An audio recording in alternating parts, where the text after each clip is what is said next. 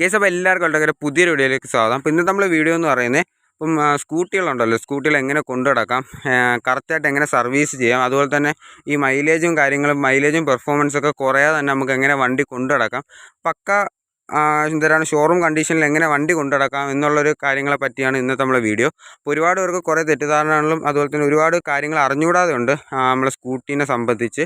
അപ്പം അങ്ങനത്തെ കുറച്ച് കാര്യങ്ങളൊക്കെ പറഞ്ഞുകൊണ്ടുള്ളൊരു വീഡിയോ ആണ്. അപ്പം വീഡിയോ സ്കിപ്പ് ചെയ്യാതെ ലാസ്റ്റ് വരെ കാണുക. അപ്പം നേരെ വീഡിയോയിലോട്ട് പോകാം. കേസ് അപ്പോൾ നമുക്ക് ഫസ്റ്റ് നമ്മളെ എൻജിൻ സൈഡിൽ എൻജിൻ ഓയിൽ തുടങ്ങാം. അപ്പം എല്ലാവർക്കും അറിയാവുന്ന ഒരു കാര്യമാണ്, ആ ഒരു 2000-2500 കിലോമീറ്റർ ആകുമ്പോഴത്തേക്ക് എൻജിൻ ഓയിൽ മസ്റ്റായിട്ട് മാറിയിരിക്കണം. അപ്പം വണ്ടി ഓടാത്ത വണ്ടിയാണ്, കയറ്റിയിട്ടിരിക്കുന്ന വണ്ടിയാണ്, കുറച്ചൊക്കെ ഓടുന്നുള്ളൂ എന്നുണ്ടെങ്കിൽ ഒരു 2-3 മാസം കൂടുമ്പോഴെങ്കിലും നമ്മൾ എൻജിൻ ഓയിൽ മാറ്റുക. ഇപ്പോൾ സ്ഥിരം ഓടുന്ന വണ്ടിയാണ്, നല്ല അത്യാവശ്യം ഓടുന്ന വണ്ടിയൊക്കെ ആണെങ്കിൽ ഒരു 2000-2500 കിലോമീറ്ററൊക്കെ ആകുമ്പോഴത്തേക്ക് നമ്മൾ എൻജിൻ ഓയിൽ മാറി കൊടുക്കുക. ഈ എൻജിൻ ഓയിൽ മാറുന്ന കാര്യം മിക്കുള്ളവർക്ക് അറിയാവുന്ന കാര്യമാണ്. ഇപ്പം എല്ലാവരും ഈ വണ്ടിയുടെ വലിവൊക്കെ കുറയുമ്പം അതുപോലെ തന്നെ പെർഫോമൻസ് കുറയുമ്പോൾ നേരെ എൻജിൻ ഓയിലൊക്കെ മാറാറുണ്ട്. ചിലർ റെഗുലറായിട്ട് മാറാറുണ്ട്. പക്ഷേ എന്നാലും വണ്ടിക്ക് ചെറിയ പ്രശ്നങ്ങളൊക്കെ വരാറുണ്ട്. അപ്പോൾ നമ്മൾ മാറുന്ന സമയത്ത് എൻജിൻ ഓയിൽ മാത്രമല്ലാതെ നമ്മൾ ഗിയർ ഓയിൽ മാറുക. അപ്പോൾ നിങ്ങൾ ആലോചിക്കുകയായിരിക്കും സ്കൂട്ടിയിൽ ഗിയർ ഉണ്ടോയെന്ന്. അപ്പോൾ സ്കൂട്ടിയിൽ ഗിയറും ക്ലച്ചും കാര്യങ്ങളെല്ലാം ഉണ്ട്. ഇതാണ് ക്ലച്ച് കവർ, ഇതിൻ്റെ അകത്താണ് ക്ലച്ച് വരുന്നത് സ്കൂട്ടിയിലൊക്കെ. പിന്നെ ഇവിടെയാണ് ഗിയർ വരുന്നത്. അപ്പം എൻജിനിലാണെങ്കിൽ നമ്മളെ ബൈക്കിലൊക്കെ ആണെങ്കിൽ എൻജിൻ ഓയിൽ തന്നെ ഗിയറിലെല്ലാം എത്തി അവിടെ എല്ലാം എന്തിനാണ് ഓയിൽ എത്തുന്നുണ്ട്. പക്ഷേ സ്കൂട്ടിയുടെ കാര്യം പറയുകയാണെങ്കിൽ ബാക്കിലാണ് ഗിയർ വരുന്നത്, ഇതിൻ്റെ അകത്ത് ഗിയറാണ് വരുന്നത്. അപ്പം ക്ലച്ചിൻ്റെ കാര്യമൊക്കെ പറയുമ്പോൾ എല്ലാവരും ആലോചിക്കും അവിടെ ബ്രേക്ക് പെഡൽ മാത്രമല്ലേ ഉള്ളൂ, ഇവിടെ ക്ലച്ചിൻ്റെ കാര്യങ്ങളൊന്നും ലിവറൊന്നും ഇല്ലല്ലോ. അതാണ് പറയുന്നത്. സ്കൂട്ടിക്ക് എല്ലാം ഓട്ടോമാറ്റിക്കാണ്, ഗിയർ ആയാലും ക്ലച്ച് ആയാലും ഓട്ടോമാറ്റിക് ക്ലച്ചും ഗിയറുമാണ് വരുന്നത്. അതുകൊണ്ടാണ് നമുക്ക് ഈ ക്ലച്ച് അല്ലാതെ എക്സ്ട്രാ ക്ലച്ചൊന്നും വരാത്ത, ബ്രേക്ക് മാത്രം വരുന്നത്. ക്ലച്ചും ഗിയർ സെറ്റിലൊന്നും നമുക്ക് ഓയിൽ എത്തത്തില്ല, എൻജിൻ ഓയിൽ എത്തത്തില്ല. അപ്പോൾ നമ്മളിവിടെ സെപ്പറേറ്റ് ഒഴിച്ചു കൊടുക്കണം. അപ്പം എൻജിൻ ഓയിൽ ഒഴിക്കുന്ന സ്ഥലം കാണിച്ചു തരാം. എൻജിൻ ഓയിൽ സാധാരണ ഒഴിക്കുന്ന എല്ലാ വണ്ടികളിലും ഇതുപോലെ ഒരു നോബ് കാണും, വണ്ടികൾ ചൂടായിരിക്കാതെ പിടിക്കാതെ. അപ്പോൾ ഇവിടെ ഈ സൈഡിൽ ഒരു നോബ് കാണും, ഇത് തുറന്നു കൊടുത്തു കഴിഞ്ഞാൽ നമുക്ക് എൻജിൻ ഓയിൽ ഒഴിക്കാം. പിന്നെ എൻജിൻ ഓയിൽ എടുക്കാനുള്ളതെന്ന് വെച്ച് കഴിഞ്ഞാൽ അടിയിലൊരു ഞെട്ടുണ്ട്, ഈ സൈഡിലായിട്ടൊരു ഞെട്ട് വരും.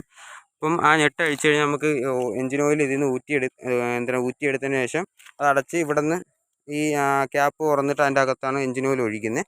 അപ്പോൾ അതെല്ലാവർക്കും അറിയാം. പിന്നെ ഈ ഗിയർ ഓയിൽ ഒഴിക്കുന്നതെന്ന് വെച്ച് കഴിഞ്ഞാൽ ഇവിടെയാണ് ഗിയർ ഓയിൽ ഒഴിക്കുന്നത്. ഈ വണ്ടിക്ക് വരുന്നത് 120 ml ആണ്, മിക്ക വണ്ടിക്ക് 120 ml ആണ് വരുന്നത്. അപ്പം വലിയ വിലയൊന്നും വരുന്നില്ല, 120-200 രൂപയുടെ അകത്തങ്ങാണ്ട് ഈ ഗിയർ ഓയിൽ വരുന്നുള്ളൂ. അപ്പം ഇത് ഇവിടെയാണ് ഫില്ല് ചെയ്യുന്നത്, ഈ ഞെട്ടഴിച്ച് ഫില്ല് ചെയ്യും, ഈ ഞെട്ടഴിച്ച് ഇതിൻ്റെ അകത്ത് ഗിയർ ഓയിൽ എടുക്കുകയാണ് ചെയ്യുന്നത്. അപ്പം എല്ലാവരും ഈ 2500 കിലോമീറ്റർ ആകുമ്പോഴത്തേക്ക് എൻജിൻ ഓയിൽ മാറുന്നതിൻ്റെ കൂടെ തന്നെ ഈ ഗിയർ ഓയിൽ മാറുക. അപ്പം എൻജിൻ ഓയിലിന് കൊടുക്കാനുള്ളത് ഒരു ഇമ്പോർട്ടൻസ് തന്നെ ഈ ഗിയർ ഓയിലും കൊടുക്കുക. കാര്യം ഇവിടെ തേയ്മാനവും കാര്യങ്ങളൊക്കെ വരും. അപ്പോൾ നമ്മൾ ഇതിവിടെ കറക്റ്റായിട്ടുള്ള ഓയിലൊന്നും കൊടുത്തിട്ടില്ലെങ്കിൽ ഇവിടെ തേയ്മാനം വരും, അത് വണ്ടിയുടെ പെർഫോമൻസിനെ ബാധിക്കണതാണ്. അപ്പം എന്തായാലും നിങ്ങൾ എൻജിൻ ഓയിൽ മാറുന്ന സമയത്ത് തന്നെ ഗിയർ ഓയിൽ മാറുക. ഗിയർ ഓയിൽ മാറാൻ വിട്ടുപോയിട്ടുണ്ടെങ്കിൽ 2 തവണ എൻജിൻ ഓയിൽ മാറണം, ഒന്നിരാടം വിട്ടെങ്കിലും നിങ്ങൾ ഗിയർ ഓയിൽ മാറി കൊടുക്കുക. അപ്പോൾ ഗിയർ ഓയിൽ മാറി കൊടുത്തു കഴിഞ്ഞാൽ ഇവിടുത്തെ ഗിയേഴ്സും കാര്യങ്ങളൊക്കെ തേയ്മാനം ഒരുപാട് കുറയും, വേറെ പ്രശ്നങ്ങളൊന്നും വരത്തില്ല. പിന്നെ ക്ലച്ചിൻ്റെ കാര്യം പറയുകയാണെങ്കിൽ ക്ലച്ചിൻ്റെ അകത്തൊരു ക്ലച്ച് ഷൂ ഉണ്ട്, ഇവിടെ ഒരു സംഭവം ഉണ്ട്, അതിലാണ് ക്ലച്ച് ഷൂ ഇരിക്കുന്നത്. അപ്പോൾ വണ്ടി ഒരുപാട് ഓടുന്ന സമയത്ത് ക്ലച്ച് ഷൂ തേഞ്ഞ് തീർന്നു കഴിഞ്ഞാൽ വണ്ടിയുടെ വലിവിനെ നല്ലോണം ബാധിക്കും.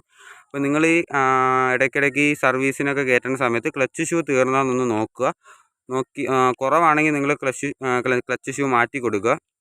അപ്പം അങ്ങനത്തെ കാര്യങ്ങളൊക്കെ ശ്രദ്ധിക്കുക. അപ്പോൾ എൻജിൻ ഓയിൽ കറക്റ്റ് 2500 കിലോമീറ്റർ മാറുക, എൻജിൻ ഓയിൽ മാറുന്നതിൻ്റെ കൂട്ടത്തിൽ തന്നെ ഗിയർ ഓയിൽ മാറുക.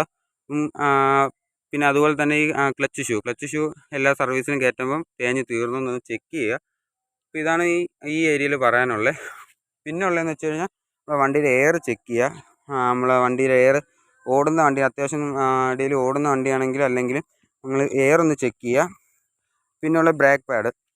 പിന്നെ ഒരുപാട് പേര് കമൻറ്റ് ചെയ്തിട്ടുണ്ടായിരുന്നു, അല്ലാതെ മെസ്സേജ് ഇട്ടിട്ടൊക്കെ ഉണ്ടായിരുന്നു, ഈ ബാക്കിലത്തെ ബ്രേക്കിൻ്റെ അവിടെ നിന്ന് സൗണ്ട് കേൾക്കുന്നതായിട്ട്. എന്ന് വെച്ചാൽ ബ്രേക്ക് പിടിക്കുന്ന സമയം സൗണ്ട് കേൾക്കുന്നതായിട്ട്. അപ്പം ഈ സൗണ്ട് കേൾക്കണമെന്ന് വെച്ച് കഴിഞ്ഞാൽ ഈ ബ്രേക്ക് പാഡല്ല ബ്രേക്ക് ഷൂ, ബാക്കിലത്തെ ബ്രേക്ക് ഷൂ തേഞ്ഞിട്ട് അതിൻ്റെ പൊടി അകത്ത് കിടന്നിട്ട് അത് കിടക്കുന്നതുകൊണ്ടാണ് ഈ സൗണ്ട് വരുന്നത്. ഈ ബ്രേക്ക് പിടിക്കുന്ന സമയത്ത് ഒരു നല്ല ഒച്ച കേൾക്കും ഈ പിറകിലെ ബ്രേക്കിൽ നിന്ന്. അപ്പോൾ ആ ഒച്ചയുടെ സാധാരണ ഒരു 90% കാരണം എന്ന് വെച്ച് കഴിഞ്ഞാൽ ഈ ബ്രേക്ക് ഷൂ തേഞ്ഞിട്ട് അതിൻ്റെ പൊടി അതിൻ്റെ അകത്ത് കിടക്കും, അത് കിടന്നിട്ടാണ് ഈ സൗണ്ട് കേൾക്കുന്നത്. അപ്പോൾ നിങ്ങളെന്തായാലും ഈ സർവീസിനോ അല്ലെങ്കിൽ ഓയിലൊക്കെ ചേഞ്ച് ചെയ്യാൻ നേരത്ത് കയറുമ്പം ആ വീലൊന്ന് ഊരി അതിൻ്റെ അകത്ത് ബ്രേക്ക് ഷൂ ബ്രേക്ക് ഷൂവിൻ്റെ അവിടെ നിന്ന് എയർ അടിച്ച് കൊടുത്തു കഴിഞ്ഞാൽ ആ പൊടിയെല്ലാം അങ്ങ് പോവും. പിന്നെ ബ്രേക്ക് ഷൂ മാറാറായിട്ടുണ്ടെങ്കിൽ മാറുക. ബ്രേക്ക് ഷൂവിനെ കറക്റ്റ് കിലോമീറ്റർ ഒന്നും പറയാൻ പറ്റത്തില്ല. കാര്യം ഓരോരുത്തർ വണ്ടി ഓട്ടിക്കുന്ന രീതി അനുസരിച്ചിരിക്കും. ബ്രേക്ക് യൂസ് ചെയ്യുന്നതനുസരിച്ചായിരിക്കും നമ്മൾ ബ്രേക്ക് ഷൂ തീരുന്നത്. അപ്പം ബ്രേക്ക് ഷൂവിൻ്റെ കാര്യങ്ങൾ ശ്രദ്ധിക്കുക. ഫ്രണ്ട് ബ്രേക്ക് പാഡുണ്ട്, അതിൻ്റെ കാര്യം ശ്രദ്ധിക്കുക. തേഞ്ഞ് തീർന്നെങ്കിൽ അപ്പോൾ തന്നെ മാറുക, അല്ലെങ്കിൽ ഡിസ്കിന് തേയ്മാനം വരും. അപ്പം ഡിസ്കുള്ള വണ്ടിയാണെങ്കിൽ അതും ശ്രദ്ധിക്കുക. ഇതൊക്കെയാണ് ഇവിടെ വരുന്ന കാര്യങ്ങൾ. പിന്നെ ഉള്ളതെന്ന് വെച്ച് കഴിഞ്ഞാൽ എയർ ഫിൽറ്റർ ഏകദേശം ഈ സൈഡിലായിട്ടാണ് എയർ ഫിൽറ്റർ ഇരിക്കുന്നത്. ഇപ്പോൾ എൻടോർക്കിൻ്റെ ഈ സൈഡിലായിരിക്കുന്നത്. മിക്ക വണ്ടിയിലെ എയർ ഫിൽറ്റർ ഈ സ്ഥലത്തായിരിക്കുന്നത്. പിന്നെ ഹോണ്ടയുടെ ഡിയോയിലൊക്കെ സെക്കൻഡറി എയർ ഫിൽറ്റർ അങ്ങനെയൊക്കെ വരുന്നുണ്ട്. രണ്ടാമതൊരു എയർ ഫിൽറ്റർ വരുന്നുണ്ട്. അത് ആ വണ്ടിയിൽ ഏകദേശം ഈ ഭാഗത്തായിട്ടാണ് വരുന്നത്, ഇതിൻ്റെ അടിയിലായിട്ടാണ് വരുന്നത്. അപ്പം ഞാൻ ഡിയോയിൽ മാത്രമേ അങ്ങനെ കേട്ടിട്ടുള്ളൂ. ഇതിൽ ഒരു എയർ ഫിൽറ്റർ ഉള്ളൂ, അതിവിടെയാണ് വരുന്നത്. ഈ 4 ഞെട്ടഴിച്ചാൽ നമുക്ക് എയർ ഫിൽറ്റർ എടുക്കാൻ പറ്റും. അപ്പം മിക്കുള്ളവരും ഒരുപാട് എയർ ഫിൽറ്റർ മാറാറാകുമ്പോഴത്തേക്ക് എയർ അടിച്ച് കളയാണ് ചെയ്യുന്നത്. എയർ ഫിൽറ്റർ ഊരിയതിന് ശേഷം അതിലൊന്ന് എയർ അടിക്കുമ്പോൾ അതിൽ പൊടിയെല്ലാം പോയിട്ട് തിരിച്ചെടുത്തിടാറാണ് പതിവ്. പക്ഷെ അങ്ങനെ ചെയ്തിട്ടൊരു കാര്യമില്ല. എയർ ഫിൽറ്റർ നല്ല രീതിക്ക് പൊടിയായി കഴിഞ്ഞാൽ അത് പിന്നെ മാറാതെ പൊടി എയറിട്ടടിച്ച് തിരിച്ചിട്ടാലും ഒരു ഉപയോഗമില്ല. ഇപ്പോൾ ഒരു 12,000 കിലോമീറ്ററൊക്കെയാണ് സാധാരണ എയർ ഫിൽറ്റർ മാറാനുള്ള ടൈം ആകുന്നത്.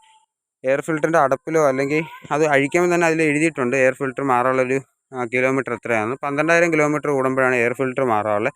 Engine oil 2,000-2,500. അതേ ടൈമിൽ തന്നെ ഗിയർ ഓയിൽ മാറുക. ക്ലച്ചിൻ്റെ ഷൂ തേഞ്ഞാൽ നോക്കുക. ഇതൊക്കെയാണ് ശ്രദ്ധിക്കാനുള്ളത്. പിന്നെ അതുപോലെ തന്നെ വണ്ടിയിൽ എയർ ഇടയ്ക്കിടയ്ക്ക് ചെക്ക് ചെയ്ത് കൊടുക്കുക. ഇപ്പോൾ എയർ കുറഞ്ഞിട്ടുണ്ടെങ്കിൽ വണ്ടിയുടെ പെർഫോമൻസ് അല്പം കുറയും. ഇപ്പോൾ എയറും കാര്യങ്ങളൊക്കെ ചെക്ക് ചെയ്യുക. ഇതൊക്കെയാണ് ഇവിടെ വരുന്ന കാര്യങ്ങൾ എന്ന് പറയുന്നത്. അപ്പോൾ ഇത്രയൊക്കെ ഉള്ളൂ ഇന്നത്തെ നമ്മളെ വീഡിയോ. അപ്പം വണ്ടി ഉള്ളവർ സ്കൂട്ടിയൊക്കെ ഉള്ളവർ ശ്രദ്ധിക്കുക. ഇതുപോലെ ഓയിലും കാര്യങ്ങളൊക്കെ ഇതുപോലെ മാറ്റി കൊടുക്കുക. അതുപോലെ തന്നെ എയർ ഫിൽറ്റർ, ഈ ഫ്രണ്ട് സസ്പെൻഷൻ്റെ കാര്യങ്ങളൊക്കെ ഒന്ന് ഓർമ്മയിൽ വെക്കുക. അപ്പോൾ ഇതൊക്കെ പക്ക നിങ്ങൾ മെയിൻറ്റെയിൻ ചെയ്ത് പോയി കഴിഞ്ഞാൽ വണ്ടിക്ക് അത്യാവശ്യം നല്ല ഷോറൂം കണ്ടീഷനിൽ തന്നെ ഇരിക്കും. നല്ല മൈലേജും അത്യാവശ്യം നല്ല പെർഫോമൻസും കാര്യങ്ങളെല്ലാം കുറയാതെ തന്നെ അതുപോലെ തന്നെ നിൽക്കും. അപ്പം ഡെയിലി യൂസിനൊക്കെ നിങ്ങൾ ഡെയിലി വണ്ടി എടുക്കുന്നവരൊക്കെ ആണെങ്കിൽ പെട്ടെന്ന് ഈ ഓയിലൊക്കെ മാറേണ്ട ടൈമാവും. അപ്പോൾ നിങ്ങൾ ഇതുപോലെ പെൻഡിങ് ഒക്കെ ഇട്ട് കഴിഞ്ഞാൽ വണ്ടിയുടെ പെർഫോമൻസിനെ നല്ല രീതിക്ക് ബാധിക്കും. അതുപോലെ തന്നെ നിങ്ങൾ എയർ ചെക്ക് ചെയ്യണ പോലെ തന്നെ നമ്മളെ ഓയിൽ ലെവലും കൂടെ ചെക്ക് ചെയ്യണം എഞ്ചിനിൽ. അപ്പം ആ നോബ് തുറന്നു കഴിഞ്ഞാൽ നമുക്ക് ഓയിൽ ലെവൽ ചെക്ക് ചെയ്യാൻ പറ്റും. അപ്പോൾ അതിൽ മിനിമം കാണിച്ചു തരാൻ നോക്കട്ടെ, തുറക്കാൻ പറ്റുമോ നോക്കട്ടെ. ചില സമയത്ത് ടൈറ്റ് ആയിരിക്കും. ഇതിപ്പോൾ തുറന്നിട്ടുണ്ട്. അപ്പോൾ ഇതാണ് ഓയിൽ ലെവൽ ചെക്ക് ചെയ്യുന്നത്. ഇതുവഴി തന്നെ ഓയിൽ ഒഴിക്കുന്നത്. അപ്പോൾ ഇത് നമുക്ക് തുറന്നു കഴിഞ്ഞാൽ ഇതുപോലെ ഓയിൽ ലെവൽ അറിയാൻ കഴിയും. അപ്പം മിനിമം മാക്സിമം എന്ന് പറഞ്ഞ് ഇവിടെ കൊടുത്തിട്ടുണ്ട്. അപ്പോൾ ഈ ഇവിടെയാണ് മാക്സിമം വരുന്നത്. ഈ മിനിമത്തിന് ഇടയിലായിരിക്കണം ഓയിൽ. അപ്പോൾ ഓയിൽ ലെവൽ കുറവാണെങ്കിൽ നിങ്ങൾ ഓയിൽ ഒഴിച്ച് കറക്റ്റ് ചെയ്യുക. ആ സർവീസിൻ്റെ സമയമായിട്ടുണ്ടെങ്കിൽ അപ്പോൾ തന്നെ നിങ്ങൾ സർവീസിന് കൊടുത്ത് ഓയിൽ മാറുക. അപ്പോൾ ഇതൊക്കെ ശ്രദ്ധിക്കുക. അപ്പോൾ ഇത്രയൊക്കെ ഉള്ളൂ നമ്മൾ ഇന്നത്തെ വീഡിയോ. അപ്പോൾ ഈ കാര്യങ്ങളൊക്കെ ശ്രദ്ധിച്ചാൽ തന്നെ നമ്മളെ വണ്ടി അത്യാവശ്യം നല്ല കണ്ടീഷനായിട്ട് തന്നെ ഇരിക്കും. വേറെ സീനുകളൊന്നും വരുത്തത്തില്ല, വേറെ പണികളൊന്നും കൊണ്ടുവരത്തില്ല. അപ്പം ഇങ്ങനെയൊക്കെയാണ് വണ്ടി ശ്രദ്ധിക്കാറുള്ളത്. ഈ കാര്യങ്ങളൊക്കെയാണ് ശ്രദ്ധിക്കാറുള്ളത് ഇന്നത്തെ നമ്മുടെ വീഡിയോ. അപ്പോൾ വീഡിയോ ഇഷ്ടപ്പെട്ട് തീർച്ചയായിട്ടും ലൈക്ക് ചെയ്യുക, കമൻറ്റ് ചെയ്യുക, ഷെയർ ചെയ്യുക. പിന്നെ അതുപോലെ തന്നെ ഞാൻ ചെയ്ത കാര്യത്തിൽ എന്തെങ്കിലും തെറ്റുകുറ്റങ്ങളോ അതുപോലെ തന്നെ എന്തെങ്കിലും ഡൗട്ടോ കാര്യങ്ങളൊക്കെ ഉണ്ടെങ്കിൽ നിങ്ങൾ മസ്റ്റായിട്ട് കമൻറ്റ് ചെയ്യുക. പിന്നെ ചാനൽ ഇഷ്ടപ്പെട്ടെങ്കിൽ തീർച്ചയായിട്ടും സബ്സ്ക്രൈബ് ചെയ്യുക. സബ്സ്ക്രൈബ് തൊട്ടടുത്തുള്ള ബെല്ലൈക്കൺ കൂടെ എനേബിൾ ചെയ്താൽ മാത്രമേ നമ്മളിടുന്ന വീഡിയോസ് അപ്പോൾ നോട്ടിഫിക്കേഷൻ കിട്ടും. അതുപോലെ തന്നെ സ്കൂട്ടി എൻടോർക്കൊക്കെ ഉള്ളവർക്കൊക്കെ ഈ ചാനലൊന്ന് പരിചയപ്പെടുത്തി കൊടുക്കുക. ഈ വീഡിയോസ് ഒന്ന് ഷെയർ ചെയ്ത് കൊടുക്കുക. അപ്പം മാക്സിമം സപ്പോർട്ട് ചെയ്യുക. അപ്പം നല്ലൊരു വീഡിയോ ആയി അടുത്തവണ കാണുമ്പോഴേക്കും ഗുഡ് ബൈ.